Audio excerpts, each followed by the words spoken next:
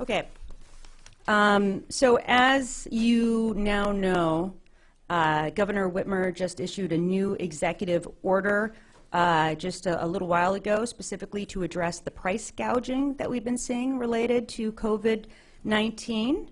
And that is Executive Order number 2020-8, Enhanced Restrictions on Price Gouging. Essentially, what this indicates is that no one shall resell a product for a price that is grossly in excess of the price that they purchased the product. Or no one shall sell any good, material, emergency supply, or consumer food item more than 20% higher than they charged as of March 9th, 2020, unless the person demonstrates that the price increase is attributable to an increase in the cost of bringing that product to market.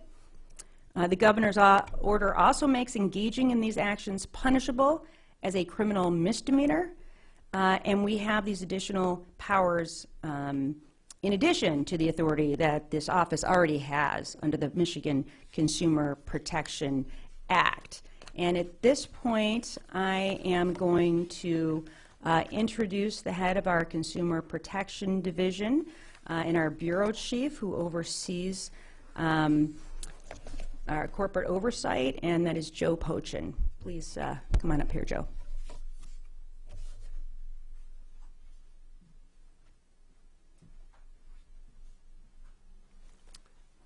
Thank you, Attorney General Nessel. As the Attorney General has indicated, our office takes consumer protection very seriously. And as you know, our office has already identified 4 businesses that have allegedly grossly increased their prices well beyond what others are charging. We have sent letters to these businesses to get further information, and we expect to talk with them in the next few days. I'll go over what these businesses are and what they are doing.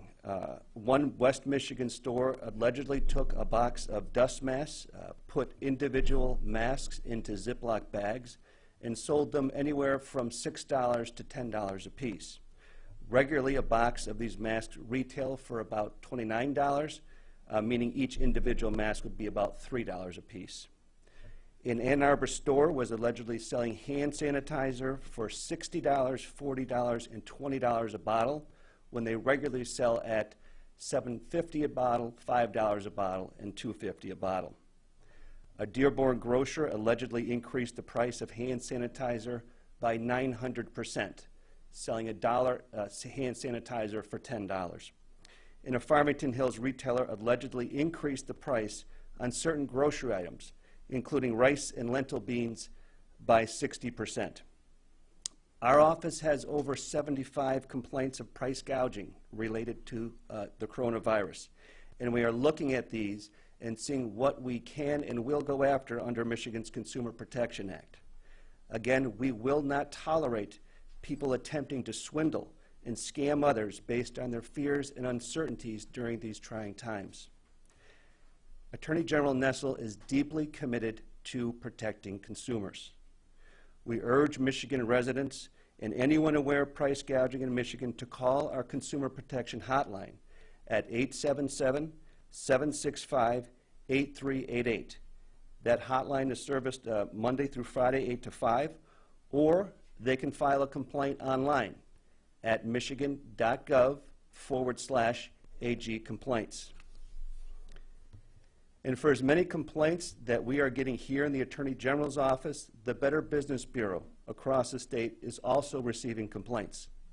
Today we have 2 representatives from the Better Business Bureau serving our state to tell us what they're seeing and hearing when it comes to price gouging. First, it's Melanie Ducanel, President and CEO of the Better Business Bureau, serving Eastern Michigan and the Upper Peninsula. Melanie?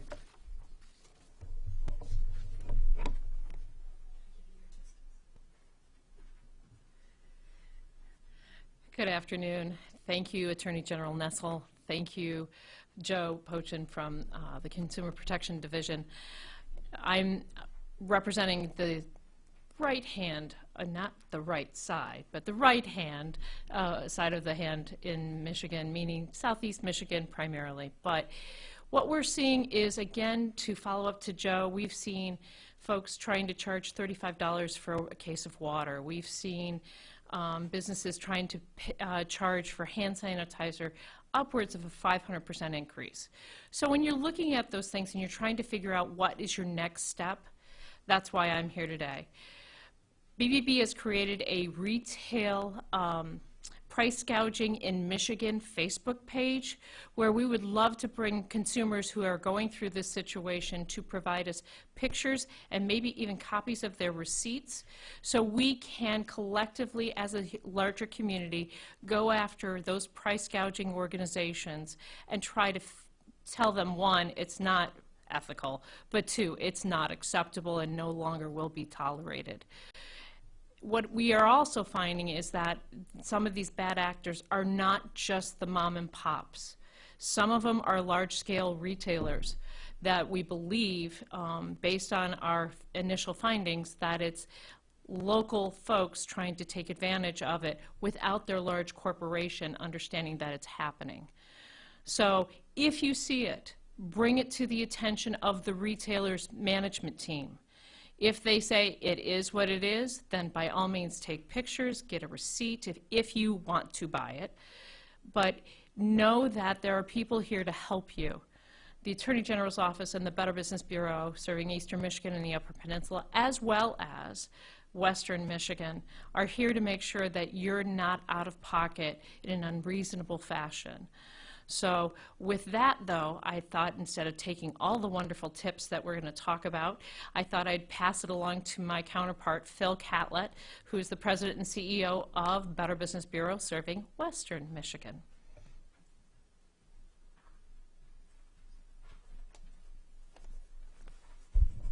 Thank you, Melanie. The Better Business Bureau operates very much along the lines that the Attorney General outlined, talking about acting responsibly and in concert with each other. That's really the fundamental underpinnings of the Better Business Bureau overall. We're here to build trust and help businesses operate in trustworthy basis. You think about it, we were founded 109 years ago at the Better Business Bureau. Each BBB is individually governed. Each one works with customers in their own communities. And we're there to help the businesses understand what ethics really are all about in their day-to-day operations. We have standards of trust that we operate by. And in this time and place, we all have to work together or else we all get hurt. And we're all here together to explain to business owners and managers and employees some of the things that they might not think about in their own world. We have a responsibility to one another. And underpinning trust, when you look up the definitions of trust of the very root words, they're talking about integrity, they're talking about virtue, they're talking about help and confidence, support, comfort, consolation, agreement, alliance, belief, holding steadfast. All of those words describe what we are asking every business to do, whether they're a BBB accredited business or they are not. And as part of this overall effort, Melanie already described the Facebook page. We're also going to be having that up on our home pages at bbb.org, Eastern Michigan and Western Michigan websites. So I think the Eastern site is bbb.org/Detroit, and ours is bbb.org/Western-Michigan. We'll be sending out in social media, we'll be putting out press releases, we'll probably be talking on TV stations and radio stations so that every one of you as a consumer can report cases where you find problems, and we're going to report those to the AG, and they can take action on the most serious offenses. And everyone needs to know that all of our eyes are open and every one of us is participating to make our environment safer. Thank you very much.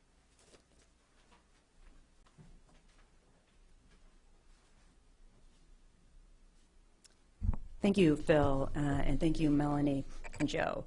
And I just sort of want to reaffirm and have people understand this statement. Businesses will not and cannot use this state of emergency as a business opportunity. That is the long and the short of it. With that, we can take some questions on this portion on the price gouging executive order that was issued. Yes. So how do you plan to define or establish the wording of grossly in excess? Well, that's why I think it's so important that there's a specific number that's utilized here, and that's 20%. A 20% markup is what is considered to be a gross markup or grossly excessive. And I think it was important that we put a very specific number into this emergency order so that we're better able to make that determination.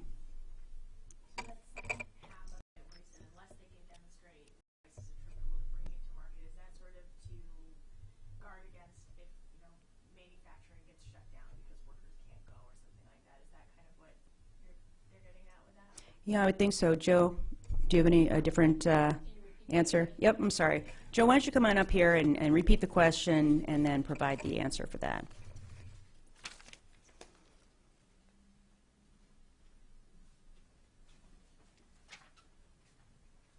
So the question, as I understand it, was the second part, allowing the business to demonstrate the price increase was attributable to an increase in the cost of bringing the product to market.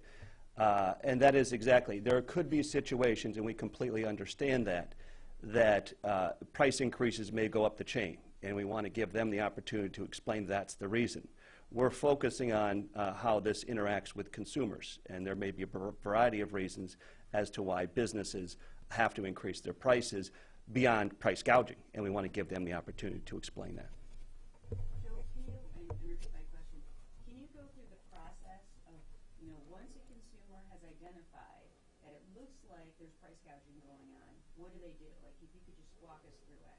So if a consumer feels, it appears that there's price gouging going on, they should file a complaint with our office.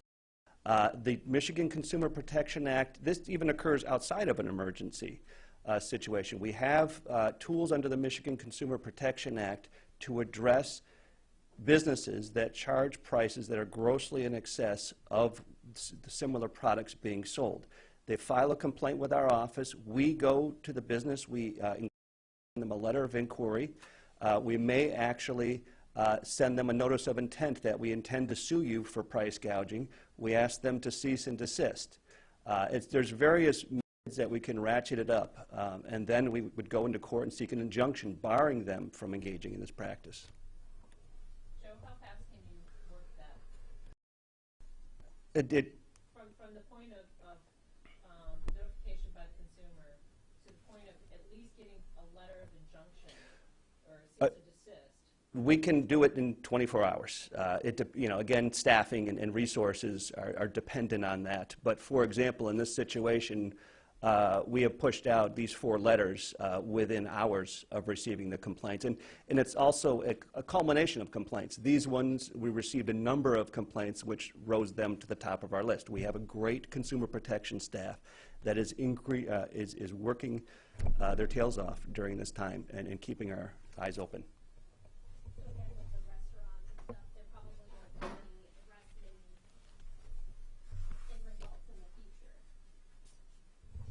Well, I'm not going to say that there's not going to be in the future. I mean, in terms of if somebody is found to be engaged in this process, yeah, those complaints will come here. Most of the complaints that we handle at the Department of Attorney General are what we call not in custody complaints that are filed, which means that a person is not usually arrested right at the time. Generally speaking, those warrant requests will come to us, and at some point, they will, we'll review these warrants. And of course, this is a little bit novel because this was not a crime before this order. That is one of the significant differences between the executive order and the Consumer Protection Act. And so it'll go through to our criminal division, like all illegal acts do. And that is to say, at some point, very certainly somebody might be charged with a crime under this executive order. But will they be arrested on the spot? No, that's not likely. But it doesn't mean they're not going to face criminal penalties later on, as well as the many civil penalties that are available to us under the Consumer Protection Act. And I will say that there is legislation that is pending right now. It is bipartisan legislation that is pending and has been introduced in both the House and the Senate. And we urge the legislature to move forward with making this executive order or the bills that have been proposed, which closely mirror, I think, and I don't know that they're 100% identical, but closely mirror this executive order, and to pass that into law so that it doesn't just last while the emergency order is in place, but that it will be permanently in place and become the law. Okay. Well, if there's no further questions, thank you all for being here. I want to thank Bethany James, who has been our amazing sign language interpreter. Thank you, Bethany.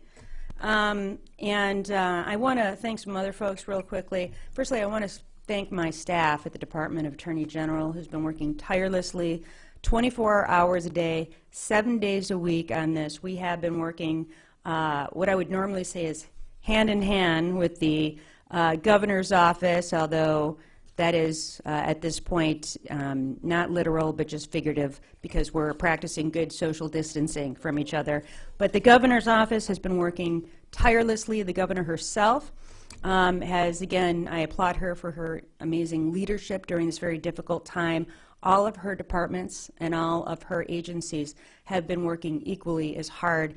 And I know that we're going to be able to get through this terrible health emergency if we all are respectful. We practice social distancing and hand washing and all the things that the experts recommend, and if we all are respectful and work together. So thanks, everyone. Please do your best, stay safe, and stay healthy.